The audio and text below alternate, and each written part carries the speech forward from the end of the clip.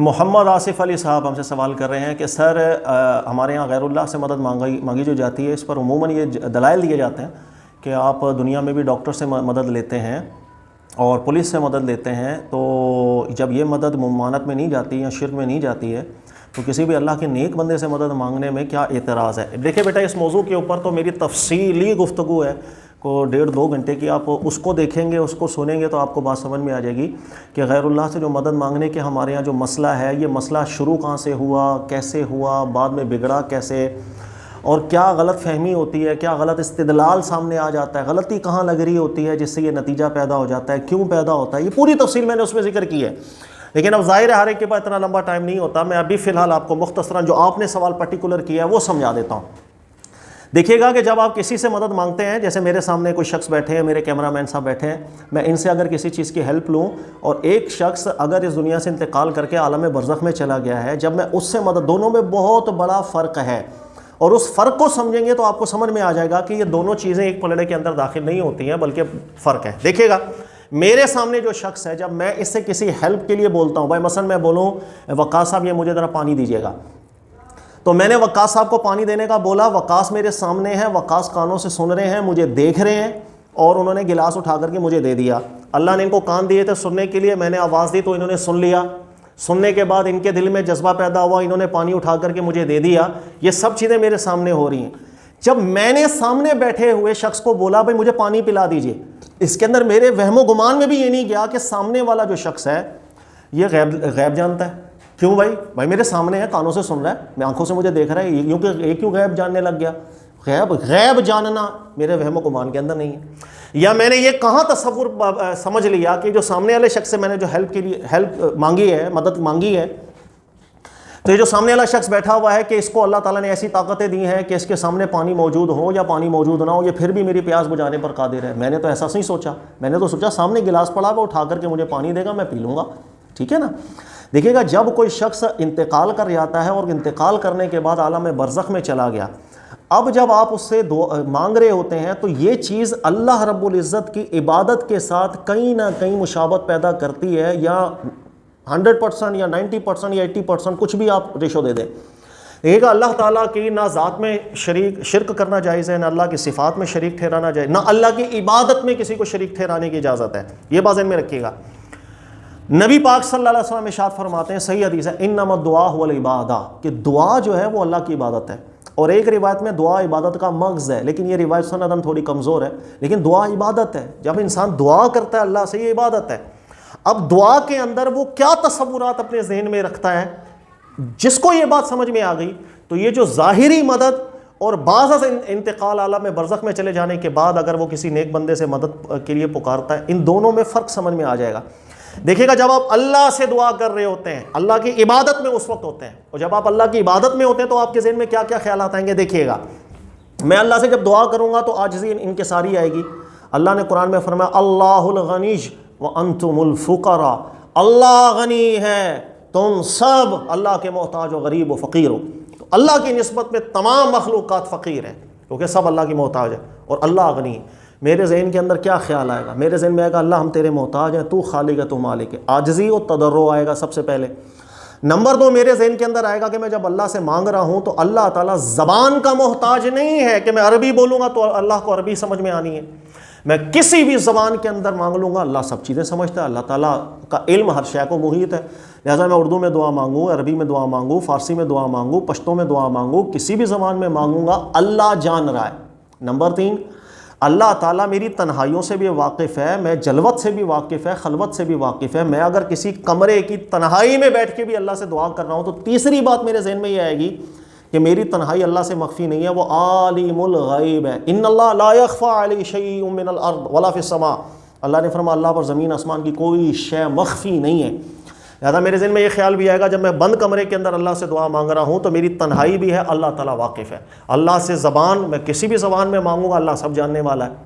Number 4, मैं अगर उस वक्त दिल में भी कुछ मांग रहा हूँ, मेरे दिल में भी ख्याल आएगा तो उस वक्त मेरा तसव्वुर है कि मैं जिस ज़ात से मांग रहा हूँ वो मेरे दिलों के हालात से भी वाकिफ़ है, मेरी मजबूरियों से भी वाकिफ़ है। फिर नंबर 5, मैं अल्लाह से जब दुआ मांग रहा होता हूँ तो अल्लाह से मैं ये समझ रहा होता हूँ कि मेरे पास अगर किसी चीज़ के वसाइल असबाब नहीं है लेकिन मैं जिससे दुआ मांग रहा हूँ वो तमाम असबाब पैदा करने पर कादिर भी है, यानी वो मुसब्बिबुल असबाब भी है। ये सब चीज़ें मेरे जहन में आ रही होती हैं जिस वक्त मैं दुआ मांग रहा होता हूँ, इसलिए दुआ को इबादत करार दिया गया। इसलिए कि जिस वक्त इंसान दुआ के अंदर मशगूल होता है उसमें आजिज़ी तदर्रो पैदा हो जाएगा। नंबर 2, वो जिससे दुआ मांग रहा है उसके ज़हन में होगा कि मेरी ये कैफियत अल्लाह पर मख्फी नहीं, मैं चाहे बंद कमरे में बैठ के दुआ मांग रहा हूँ, चाहे ज़मीन के किसी गार में जाकर तहत सुरा जाकर मैं दुआ मांग रहा हूँ, हर जगह से अल्लाह वाकिफ़ है। मैं किसी भी ज़बान में मांग लूँ अल्लाह पर कोई चीज़ मख्फी नहीं है। मैं दिल में मांगूँ या जैसे भी मांगूँ, अल्लाह आलिमुल गैब है, वो सब जान रहा है कि कौन बंदा कहाँ बैठकर क्या अल्लाह की बारगाह में अर्जियाँ कर रहा है। नंबर 5, मैं जिससे मांग रहा हूँ मुसब्बिबुल असबाब है, उससे कोई रुका, वो जिसको देना चाहेगा कोई रोक नहीं सकता, वो जिससे मना कर देगा कोई लेकर नहीं दे सकता। अल्लाह की ये शान है। ये सब चीज़ें उसके ज़हन में आती है जब वो दुआ बनती है। जब वो दुआ बनती है वो अल्लाह की इबादत हो जाती है। इसलिए इन्नमा दुआ हुवल इबादा, नबी अलैहि सलाम ने फरमाया दुआ इबादत है। इसी वजह से अल्लाह की इबादत के अंदर भी किसी को शरीक नहीं ठहराया जाता, कोई तावीलें करके भी शरीक नहीं ठहराया जाता।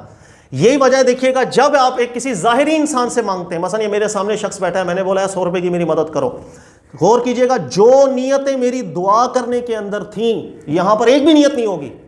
मसलन दुआ करते मेरी नीयत थी कि मैं जिस ज़बान में भी अल्लाह से मांगूंगा, अल्लाह तो सब ज़बानों को जानने वाला है, लेकिन मैं इससे उसी ज़बान में बात करूंगा जिसको ये जानता है। फ़कत उर्दू जानता है तो फ़कत उर्दू में बोलूंगा, भाई साहब 100 रुपये मुझे दें। मैं इसके सामने फ़ारसी बोलता रहूँगा, मेरी मदद फजूल ना, वो मदद कर उसको समझ आएगी तो मदद करेगा। नंबर 2, मैं जब अकेले कमरे में बैठ के अल्लाह से दुआ कर रहा हूँ तो उस वक्त मेरी नीयत ये थी, मेरा अकीदा ये था, अल्लाह आलिमुल गैब है, मैं तन्हाइयों में बैठ के भी मांग रहा हूँ अल्लाह जान जाएगा, दिल में भी मांगूंगा अल्लाह जान जाएगा। लेकिन जब किसी ज़ाहिरी बंदे से मैं कुछ मांग रहा होता हूँ तो इसमें फ़र्क है। मसलन मैं दिल में उसको बोलता रहूँ मुझे पानी दे दे, मुझे 100, उसको पता ही नहीं चलेगा, वो मेरे दिल के हालात से वाकिफ़ नहीं, उसको नहीं पता चलेगा। अच्छा, जब मैं सामने बैठे शख्स को बोल रहा हूँ तो मेरे दिल में ये भी कभी नहीं आ सकता कि आलिमुल गैब है, इसलिए कि ये शख्स अगर अपने घर में बैठा हो और मैं यहाँ बैठा हूँ, अब मैं बोलने लग जाऊँ कि भाई साहब मुझे 100 रुपया दो, ना वो सुन रहा है, ना मेरे हालात से वाकिफ़ है, ना वो आलिमुल गैब है। इसलिए जब ये अपने घर में होंगे मैं ऐसे कुछ भी नहीं मांगूंगा, लेकिन अल्लाह से तन्हाई में भी मांगता हूँ क्योंकि अल्लाह आलिमुल गैब है। सामने बैठे शख्स से कोई भी ऐसा ख्याल नहीं आता जो दुआ करते हुए अल्लाह के मुतालिक इंसान के उस वक्त दिल में एतकादात होते हैं। फिर ये सामने वाले शख्स से मैं 100 रुपया मांग रहा हूँ, सामने वाले शख्स से मैं वो चीज़ नहीं मांग सकता जिस पर वो खुद कादिर नहीं है, वो असबाब भी पैदा नहीं कर पाता। मसलन सामने बैठा शख्स गरीब है, मैं उससे बोलूँ मुझे 1 करोड़ रुपया दे, फजूल, मेरा मांगना ही फजूल, इसलिए कि वो शख्स खुद महदूद है, वो उस हद से पार जा कर के मदद नहीं कर सकता, वो असबाब पैदा नहीं कर सकता। उसके पास अगर कुछ है वो दे देगा। अगर एक डॉक्टर है उसने भी मेडिसिन देनी है, मेडिसिन देने का उसे इख्तियार है, लेकिन शिफा देने का उसे इख्तियार नहीं, शिफा अल्लाह ने देनी है। लिहाजा डॉक्टर से भी मैं मेडिसिन ले सकता हूँ, शिफा नहीं ले सकता। यही वजह है कि बहुत से इलाज करते हुए डॉक्टर मरीज़ सेहतयाब भी हो जाता है, नहीं भी होता। डॉक्टर हर हरबा कर देगा, हर मेडिसिन दे के देख लेगा, लेकिन फ़र्क नहीं आ रहा होता, वो मर जाता है मरीज़। तो हम शिफा डॉक्टर से नहीं मांगते, हम डॉक्टर से वो मांगते हैं जो उसकी ताकत के अंदर है, मेडिसिन मांगते हैं। अब अल्लाह का हुक्म हुआ तो शिफा मिल जाएगी। तो ज़ाहिरी असबाब से जब आप मांगते हैं तो इंसान के दिल में वो सब चीज़ें उलट होती हैं जो अल्लाह से मांगते हुए दिल में आती हैं। अल्लाह से मांगते हुए दिलों के अंदर क्या आता है? आजिज़ी आता है, अपना मोहताजीपन आता है, अल्लाह का गनी होना ज़हन में आता है। अल्लाह से किसी भी ज़बान में मांगूंगा वो सब ज़बानें जानने वाला है, अल्लाह से दिल में भी मांगूंगा वो सब दिलों के हालात जानने वाला है। अल्लाह आलिमुल गैब है, मैं जहाँ भी बैठकर मांग रहा हूँ, जिस कैफियत में मांग रहा हूँ, अल्लाह पर सब चीज़ें ज़ाहिर हैं, कोई चीज़ मख्फी नहीं है, ये चीज़ें दिल में आ रही होंगी। अल्लाह से मैं वो चीज़ें नहीं महदूद करके नहीं मांग सकता, ला महदूदी तौर पर उसकी कुदरत, उसकी शान के लायक मैं मांगूंगा, इसलिए कि वो सब मुसब्बिबुल असबाब है। ये सब चीज़ें आ रही होती हैं अल्लाह से दुआ करते हुए जहन में।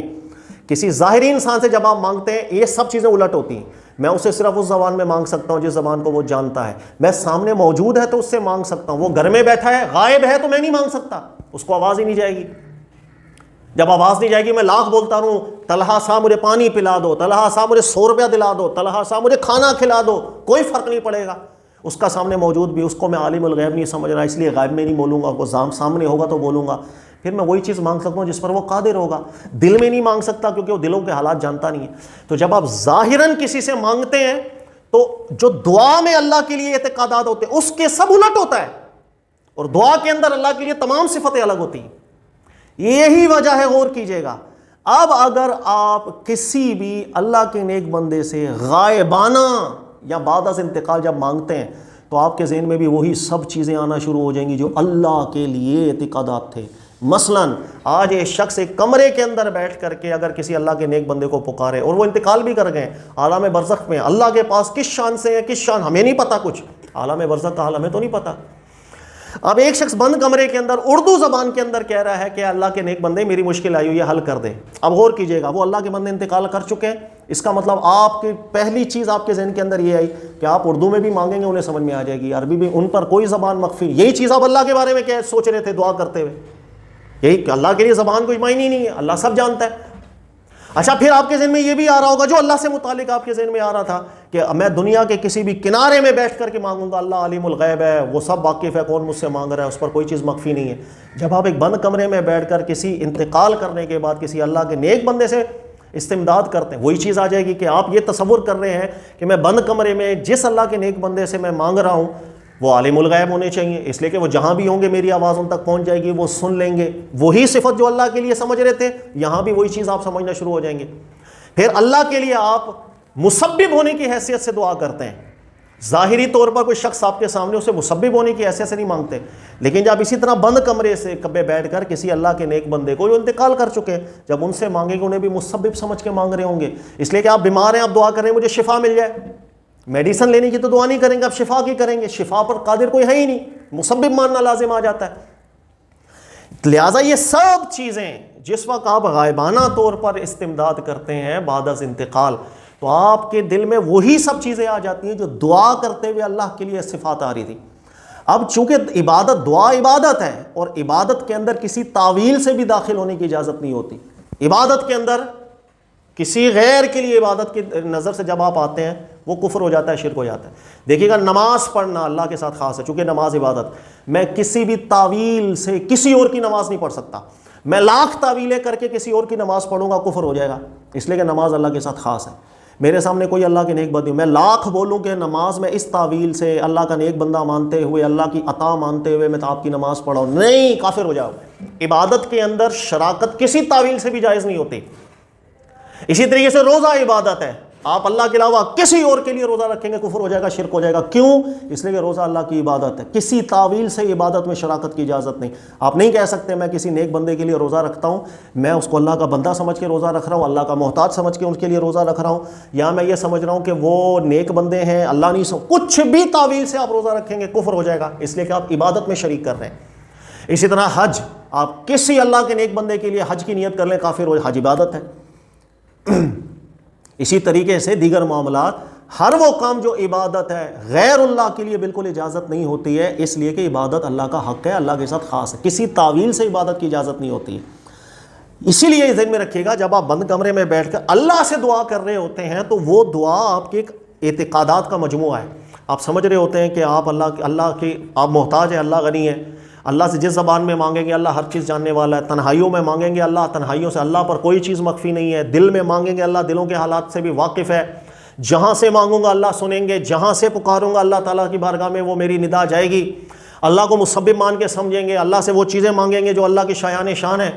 जब आप बंद कमरे में बैठ कर किसी नेक अल्लाह के बंदे से, और वो मौजूद भी ना हो, यही 5 चीज़ें आप वहाँ तसव्वुर मानना शुरू हो जाएंगे। चाहे तावील से आप बोले अल्लाह का बंदा समझ के, अल्लाह की अता से, लेकिन सिफत है वही मानना शुरू कर देंगे। इसलिए इबादत में तावीलों से भी शराकत की इजाज़त नहीं है। जिस तरह आप नमाज किसी की तावीलों के साथ नहीं, मैं बोलूँ भी अल्लाह की अता आपको इतनी है मैं आपकी नमाज पढ़ लेता हूँ, नहीं, कुफ्र हो जाएगा, शिर्क हो जाएगा। रोज़ा तावीलों के साथ भी नहीं कर सकते। इसलिए अल्लाह ने कुरान में भी दुआ को इबादत करार दिया, अल्लाह के नबी अलैहिस्सलाम ने भी दुआ को इबादत करार दिया, और दुआ एक मजमूए का नाम है आपके ईमान और एतिकादात का। जब ये इबादत है, इस इबादत के अंदर शराकत किसी तावील से भी जायज़ नहीं होती है, ये बात ज़हन में रखिएगा। जब आप किसी ज़ाहिरी बंदे से मदद मांगते हैं, जो चीज़ें अल्लाह के लिए आप मानते हैं दुआ करते हुए, यहाँ बिल्कुल उलट हो जाती हैं। यहाँ आप सामने वाले से उसी ज़बान में बात करते हैं, आप ये नहीं समझते मैं किसी भी लैंग्वेज में बोलूँगा वो समझ जाएगा, नहीं, फ़र्क आ गया ना वहाँ का और यहाँ का। यहाँ आप इसे आलिमुल गैब नहीं समझते, क्योंकि मुझे पता है जब ये अपने घर में होगा और मैं यहाँ से उसको बोलता रहूँ बग़ैर किसी सबब के, जब उसको आवाज़ ही नहीं जाएगी तो मेरी मदद कैसे करेगा। लिहाजा मैं पहले यकीनी बनाऊँगा कि सामने वाला मेरी बात को सुन रहा हो, जब भी वो मदद कर पाएगा। फिर सामने वाले की जितनी इस्तिताअत है मैं उस हवाले से बात कर सकता हूँ, मुसब्बिब मान के नहीं कर सकता। मैं दिल में इससे कुछ नहीं कह सकता, क्योंकि मुझे पता है ये दिलों के हालात तो जानता नहीं, अल्लाह जानता है। ज़ाहिरी मदद और जब आप गायबाना मदद मांगते हैं किसी भी अल्लाह के नेक बंदे से इंतकाल के बाद, इन दोनों में बड़ा फ़र्क हो जाता है कि वो दुआ के माना में चला जाता है, ये चीज़ दुआ के माना में नहीं जाती। दुआ चूँकि इबादत है, इबादत में शराकत की इजाज़त नहीं होती है, चाहे किसी तावील से हो। ये मैंने खुलासा बयान किया है। बहरहाल इसकी कदर तफसील आपको जब दलाइल चाहिए कुरान के, सुन्नत के, वो मैंने अपने दीगर क्लिप्स के अंदर वजाहत की। अल्लाह ताला समझने की तौफीक दे। जज़ाकल्लाहु खैरा।